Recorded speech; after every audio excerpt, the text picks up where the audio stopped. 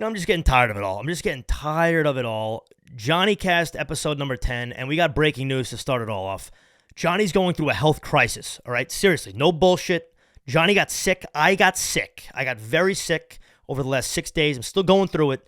Finally got my voice back yesterday.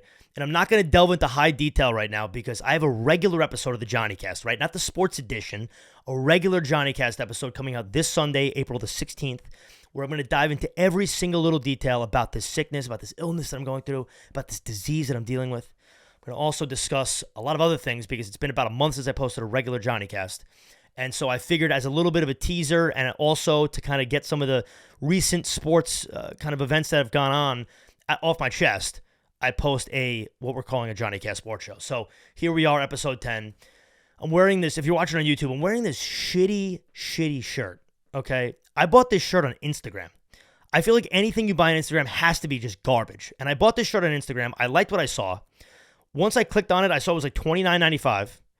Then once you get into the fucking cart, it now is telling me it's $47.50, and I'm in too deep now. We all know Johnny's a consumer. I'm in too deep. So I wind up buying this shirt from China. It got lost. It took a year and a half to get to my house. It comes to my house in just an actual, like, imagine like a 2005 grocery bag, just a plastic bag with handles, tied in a knot. No tag, no nothing. Lint all over it. I ordered a large. This thing is like a triple X. It's like a gown on me. Complete waste of money, and that's what I get for ordering on Instagram, for being compulsive and for just buying a shitty shirt. I'm double Yankees right now, doubled up. A black Yankees, oversized, whatever this is. It's ironed on.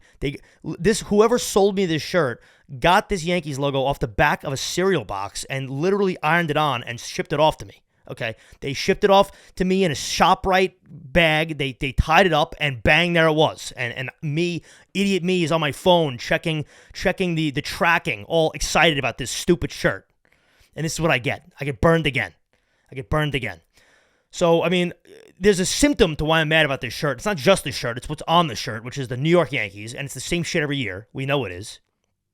Imagine a team that has a top 3 payroll in baseball, like perennial top 3 payroll in baseball, and every year there's a new unsung hero because this team can't stay healthy and they need to find other bullshit like circus act distractions. All right, I don't want to hear about Ryan Lamar hitting doubles in April, or okay, like 4 years, or in April and August. Okay, I don't want to hear about Franchy Cordero now. Okay, even though, to be honest with you, he looks pretty significant. He looks pretty solid to me. Power's there. Apparently, he's like a diamond in the rough. People didn't want to take a chance on him again. I don't know what the situation with that is, but Franchy Cordero, Matt Carpenter last year, come on. I mean, there's a million of them, okay? There's a million of these guys who do this shit every single year, and it just gets so annoying to me because Mike Talkman is another one, okay? Mike Talkman, you have a payroll. You're paying all these guys so much money. Why are we relying on guys who just made their Major League debut 5 days ago? I mean, it's ridiculous. So we get a little bit of that action going, which starts off the year in an annoying way. Although the Franchy Cordero Sterling call is out of control, amazing. It really is. And today, by the way, is Friday, April the 14th. So Volpe hit his home run, his first home run today, and I love that call as well. I mean, Sterling's bringing heat in his old age. He's 85 years old. He's bringing it just as hot as he was when he was saying "Burn, baby, burn" in the 90s. All right, I'm telling you right now, that the Fox, what does he say? The Fox Sox one, unbelievable for Volpe. But anyway, let's just call it how it is, all right? So Joey Gallo, and I understand people could say he has real estate in my head. Sure, maybe he does.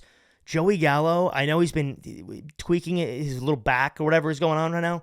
The fact that he's not going to get an at-bat in this series in the Bronx is hysterical. He's obviously scared, okay? If they were playing in Miami or they were playing in Detroit, he'd be playing. I'm not even talking about starting every game. He'd be getting an at-bat or two this series, and they're just going to shelf Gallo, right? He's on the IL now, I believe, 10-day retroactive, so we'll be back in right after this Yankee series, apparently. So you got Gallo. Then you got, my mouth's dry and I got no water to drink because I'm just going to throw it up. Spoiler alert. So anyway, you got that. You got Clay Holmes. When is this team going to stop with the Clay Holmes bullshit? He's not the closer. He's not the best arm in the bullpen. He's not. Every time this guy gets in a big spot, he hits 2 guys. He walks a guy. He gives blue base hits. Double. It's too much now, okay? Yesterday was a little bit of a crazy one, right? 9-0 after the first inning. Fine. But now you got Clay Holmes just blowing a game that didn't need to be blown because, I mean, you have guys in the bullpen who are way better to handle that situation. 8th inning, give me Loizaga. Give me Wandy. And no, you got to go with Clay Holmes, get cute. Boone's got to get cute. And how many times are we going to let Correa burn this team? I mean, the amount of times they just literally let the baseball gods script this so that Correa can just shit all over this team is just sickening to me. Of course, you get the whole inning set up where now Correa is going to be up in a big spot with Clay Holmes shaking in his boots. All right, okay. Just so frustrating. All right, Correa just owns the team. Always has, always will. The moment he retires, he's not going to be a Hall of Famer, wasn't healthy enough. He's going to be remembered as a winner, as a clutch ball player, as a cheater, and as a Yankee killer more than anything, okay? He is it's all of them. Even Springer, right? They go to these other teams, it doesn't make a difference. They kill this team, and that's what the Yankees do also, is they just continue to get embarrassed by the guys who love to embarrass them. So even like, remember the Subway Series a couple years ago, Lindor, after him and Stanton get into that little scuff? It's the same shit every time. What's his name? I can't even think of his name right now. The shortstop on the White Sox in the corn game. Okay, just burns you off of Zach Britton. It's gotten ridiculous. And also, I know this is just one big rant. I don't care. If Michael Kay calls Judge the captain again, I'm gonna throw up for real this time. I mean, okay, he is the captain of the team, sure. This isn't me being picky here and complaining about everything because I'm miserable. This is a legitimate gripe here. Judge is not the captain, okay? He's the captain of the team, sure. Stop referring to him, Michael Kay, because you can't do anything right, as the captain, okay? And every little thing he does, I know this is a while ago, but when Hicksy struck out, I just called him Hicksy, Boone's rubbing off on me, this is disgusting. But after Hicks strikes out, goes back to the dugout, all bewildered, right after he bitched to the Athletic and gets at bats. Now he's all upset that he strikes out.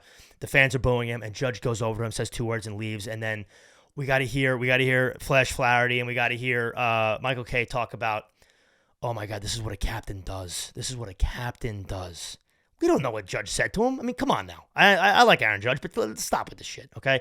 But the captain stuff, there's only one the captain. It's Derek Jeter, okay? There's been many captains on this team that have been amazing. Don Mattingly is a generational favorite for anyone who's like over 40, okay? Willie Randolph, legendary. Thurman, we can go on the list, okay? Stop calling Judge the captain. It's enough with that shit, okay? That's what I got to say. I also got to say another thing about Rodon.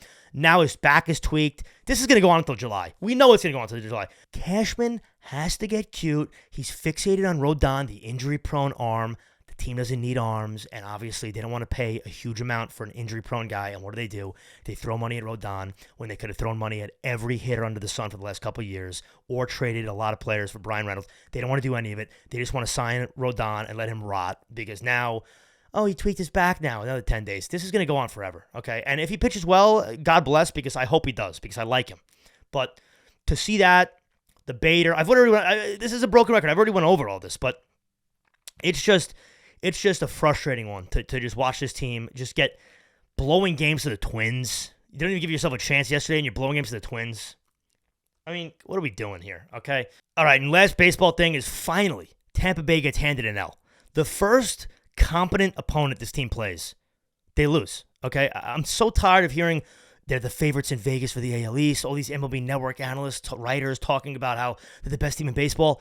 They played Oakland and Detroit. I mean, what did you expect? I understand it's hard to loop 13 games in a row, but to sit here and act like they're a team that we didn't know they were 2 weeks ago is disingenuous. They're good. They're going to win 87 games, 89 games.